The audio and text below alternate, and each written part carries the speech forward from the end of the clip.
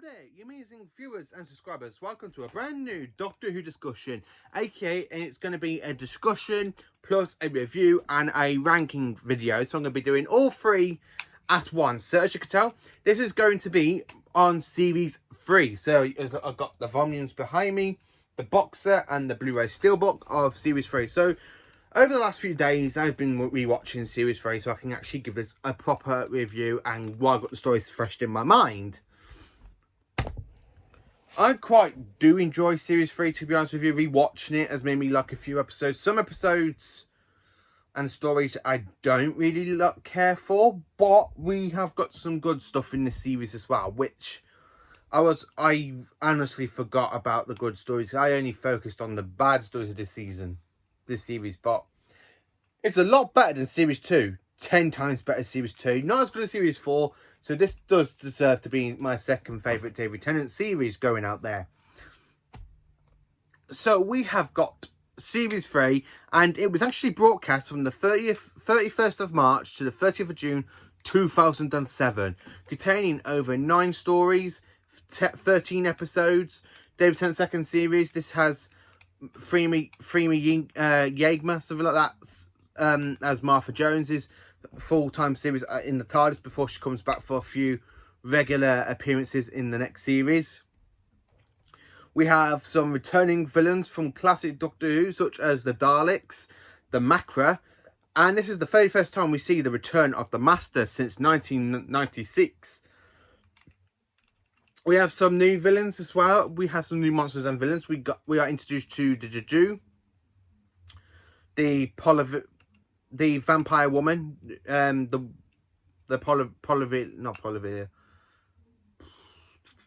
Plasmaphore. That's it, the Plasmaphore. We've got the Carrionites, Family of Blood, Scarecrows, the Weeping Angels introduction in the series.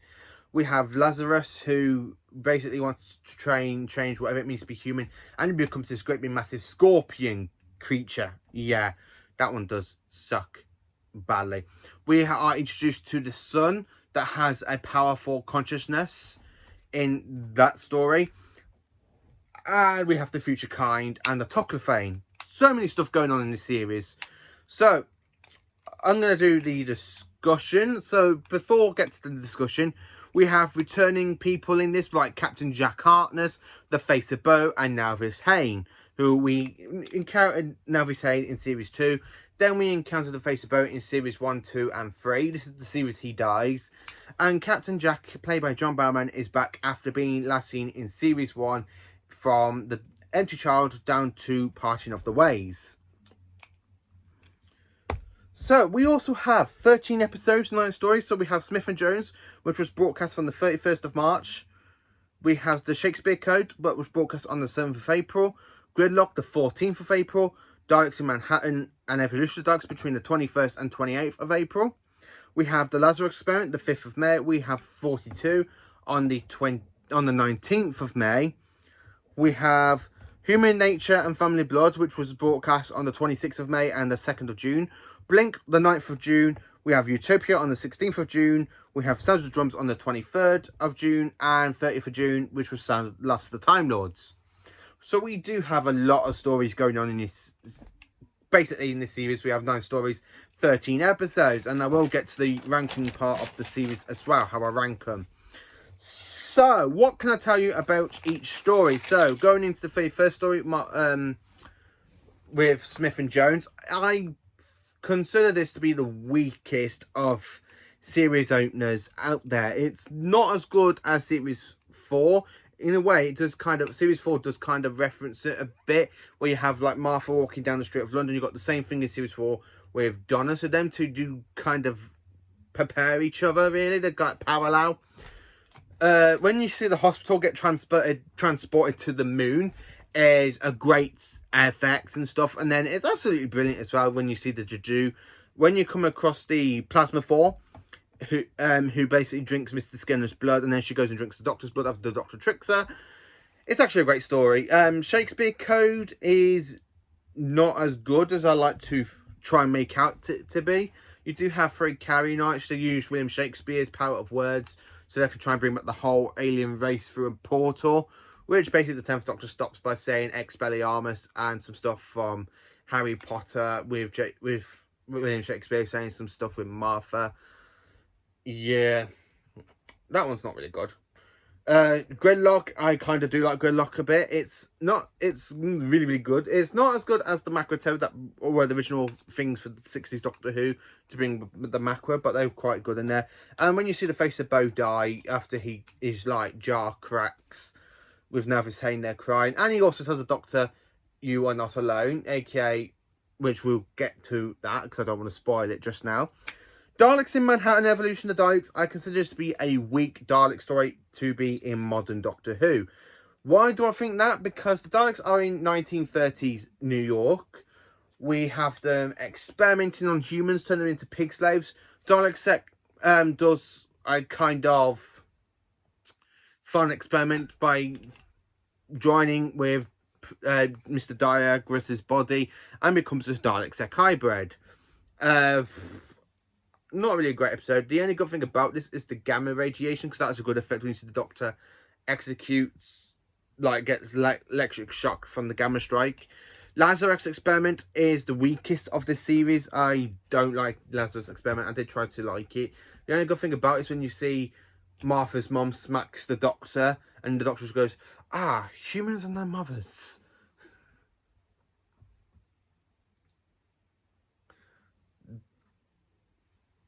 Do kind of like that episode a little bit just because of the smack.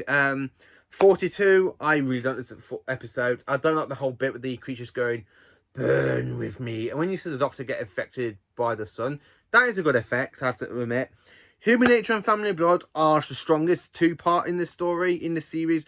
I quite enjoy this two-part. The Doctor turns himself human to hide from the family of blood, just to be kind, but they end up travelling back to 1913 and basically try to get the life of the Doctor, but everything goes wrong. You know, the fob watch is stolen by a little boy who remembers everything, that because the fob watch is like telepathic and it connects him with the Doctor's memories.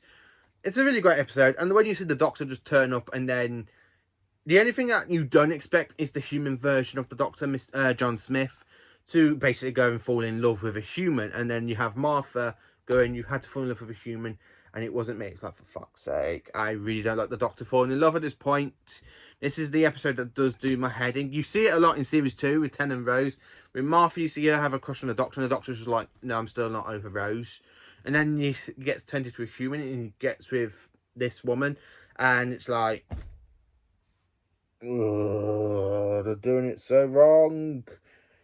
Anyway, coming off that one, Blink is a great episode with Sally Spallow and David Nightingale with the actual first appearance of the Weeping Angels, and when they sap people back in time, it's a great effect. Then, of course, we come into the Master Trilogy, which is Utopia, Sound of the Drums, and Last of the Time Lords. Last of the Time Lords is the weakest, but I like the return of this story because it's not only just a return of Captain Jack Harkness, it is the return of the Master, and we have two versions of the Master in this three-part story. We have Dirk Jacobi as the Master. Like the Doctor, the Master's turned himself into a human, and he's actually hiding at the end of the universe, and then he stumbles across the Doctor, he opens the fob watch, he gets shot by his assistant Chanvo, and he goes into TARDIS and regenerates into John Sims' version of the Master, the Howard Saxon Master. So that's a great episode as well. Sounds of the Drums, I quite enjoy that when you have them like trying to get to the Master, and the Master's like turned the TARDIS into a paradox machine, and the Toclafane come from the future, and everything just goes massively upwards. Last of the Time Lords, I absolutely quite enjoyed this story as well. It's the weakest, but it's much. I like the Doctor being like a little alien after the Master like turns him into 1,000 years old. So he goes from like the old age tenant to a little alien, and then he goes back, and then he goes, "I had a whole year to tune myself into the psychic network and mess around with its matrices."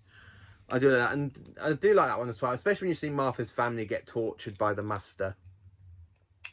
Just shows how bad the Master can actually be. And so that's mainly about Series 3, apart from The Runaway Bride, but I don't really class that. I class that as part of Series 2, even though for some reason it is on the DVD, the box set, and the Blu-ray. So I will actually talk about that one at another point. I'm not doing the Christmas episodes until Christmas time.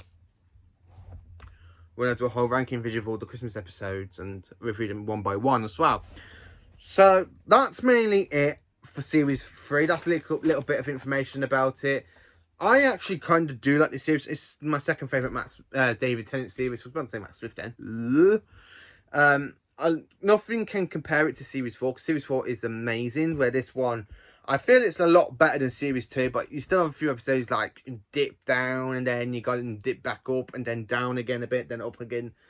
Very zigzaggy.